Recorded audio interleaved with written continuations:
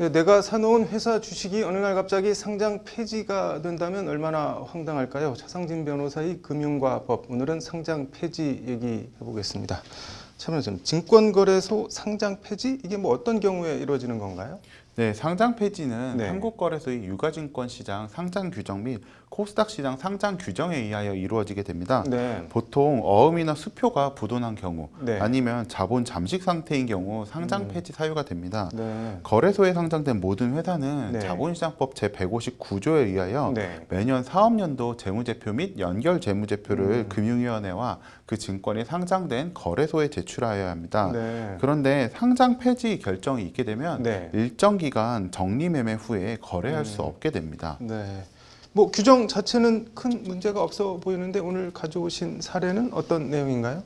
네, 그런데 대법원에서 네. 상장 폐지가 법적 근거 없이 이루어졌다며 무효 확정 판결이 이루어져서 네. 문제가 되고 있습니다. 네. 2018년 3월 22일 당시 네. 코스닥 시장에 상장되어 있던 간만우라는 회사가 앞서 네. 말씀드린 자본시장법에 따라서 재무제표 등을 제출하려고 하였으나 네. 당시 경영 상태가 좀 좋지 않아서 문제가 있었습니다. 네. 해당 회사는 이제 재무제표를 작성하였는데요. 네. 감사인은 이에 대해서 2018년 3월 22일에 네. 부적정 의견을 제시하였습니다. 네. 코스닥 시장 상장 규정 제38조 1항 제11호는 네. 이와 같은 경우에는 네. 상장 폐지 사유에 해당한다고 하고 있습니다. 네. 회사는 이를 개선하려고 노력을 하였으나 네. 한국거래소는 2018년 9월 21일에 네. 상장 폐지를 결정하였습니다. 네. 이에 회사는 상장 폐지가 무효라고 하면서 무효 확인 소송을 제기하였고 네. 이후에 대법원 2020년 8월 13일에 선고된 네. 2020-2565 판결에 의하여 네. 한국거래소의 상장 폐지 결정이 무효라고 대법원이 판시를 한 사건입니다. 네.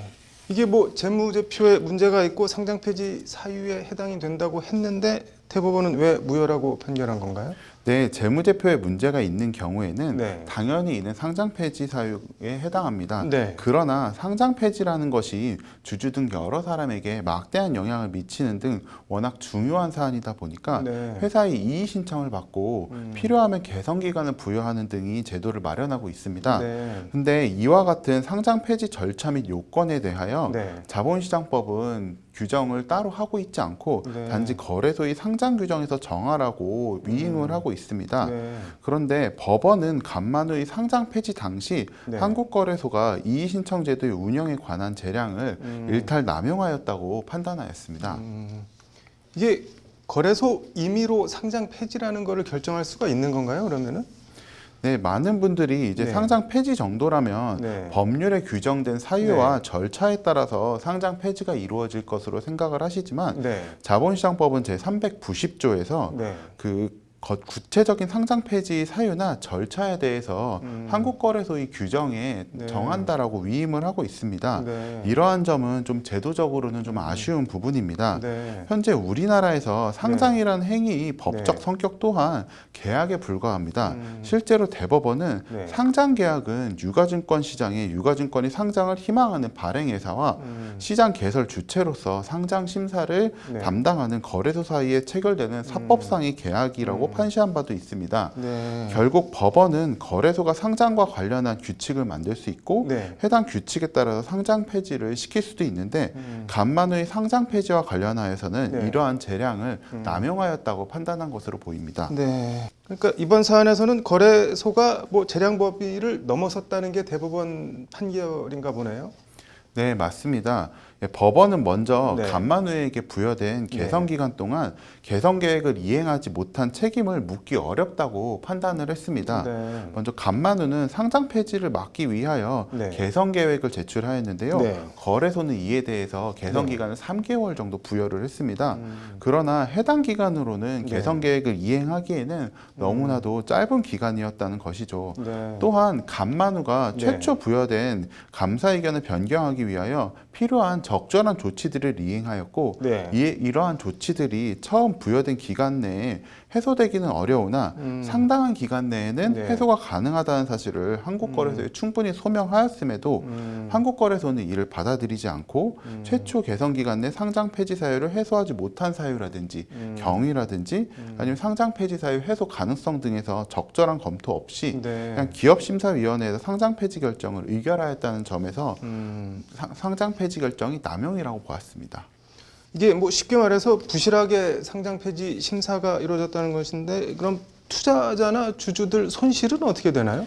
네, 일단 이 같은 상장 폐지 결정이 되면 일반 개미 투자자들에게는 주식이 휴지 조각이 되는 것이나 다름이 없습니다. 네. 상장 폐지가 된다 하여 회사가 바로 청산하는 것은 아니지만 네. 상장 폐지된 기업이 주식을 네. 개미 투자자들이 이를 어떻게 매각을 해서 현금화할 수 없기 때문에 사실상 휴지 조각이 됐다라고 생각하시는 경우가 많습니다. 네. 이에 많은 투자자들은 거래소에서 그나마 거래가 가능한 기간인 네. 적립매매 기간에 네. 손해를 감수하고 매각을 하게 됩니다. 네. 그럼에도 이와 같이 위법한 상장 폐지가 있다 할지라도 네. 상장 폐지가 위법한 경우에 대해서는 네. 어떠한 손해배상 규정도 마련되어 있지 않습니다. 네. 나아가 이에 대해서 처벌 규정도 존재하지 않습니다. 네. 예, 투자자 보호와 건전한 거래를 위해서 사업보고서 등에 거짓이 기재를 하거나 중요사항이 기재를 누락한 경우에는 네. 자본시장법 제444조에서 5년 이하의 징역 또는 2억 원 이하의 벌금을 부과하도록 하고 있는 한편 네. 고의가 없는 경우라 할지라도 네. 제429조에서 과징금을 부과하도록 하고 있는 것과는 대조적입니다. 네. 투자자 보호 측면에서는 좀 아쉬운 점이 있다 할 수 있습니다. 이게 그럼 뭐 손해를 본 투자자나 주주들이 대처할 방안이 없나요? 네, 투자자들 입장에서는 네. 부실하게 심사되어 상장 폐지가 이루어진다 할지라도 네. 거래소에 손해배상 청구 소송을 하는 것 외에는 현실적인 방법이 없습니다. 네. 실제로 간만화 투자자들은 상장 네. 폐지 무효로 인하여 잃은 손해에 대해서 한국거래소에 소송을 제기하였으나 네. 손해배상액 산정에 어려움을 겪고 있습니다. 네. 이에 대하여 상장이 영구히 폐지된 것이 아니라 네. 한국거래소가 상장 폐지 후에 상장 폐지가 무효였기 때문에 상장 폐지 시 가격에 준하여 재상장을 시켰으니까 손해가 없지 않나 뭐 이런 네. 주장도 있고 네. 또 투자자는 상장 계약의 당사자가 아니므로 손해배상액을 구할 수 없다거나 그리고 상장 폐지된 주식을 매도한 것은 네. 투자자 자신이 판단이 때문이 아니냐 이러한 반론이 있는데 네. 자신이 보유한 주식이 사실상 휴지 조각이 네. 되는 상황에서 네. 누가 매도를 하지 않을 수 있겠습니까? 네. 상장 폐지 후에 현재까지 주식을 보유하고 있는 사람에 대하여 다시 상장되었으니까 손해가 없다는 주장은 때려서 멍들었으나 며칠 지나서 멍이 없어졌으니까 피해가 없는 것 아니냐는 주장과 같다고 할 수 있습니다. 이게 뭐 제도적 보완책 마련이 필요해 보이는데 어떤가요? 네, 말씀드렸듯 상장 네. 폐지와 관련한 요건 등을 네. 최소한 일부라도 법률에 규정할 필요가 있습니다. 네. 상장 제도가 네. 상장 계약에 근거한 제도이나 네. 우리나라에는 거래소가 한 개밖에 없습니다. 네. 신규 거래소 설립도 사실상 불가능합니다. 네. 거래소 지분을 5% 이상 소유하는 것을 금지하고 있기 때문입니다. 네. 그만큼 거래소가 하는 상장 및 폐지 업무가 네. 공공적 성격이 매우 강한 업무이기 때문입니다. 네. 성격은 조금 다르지만 네. 국내 제도 중 가장 유사한 제도로 한국예탁결제원에 주식을 전자등록하는 제도가 있는데요. 네.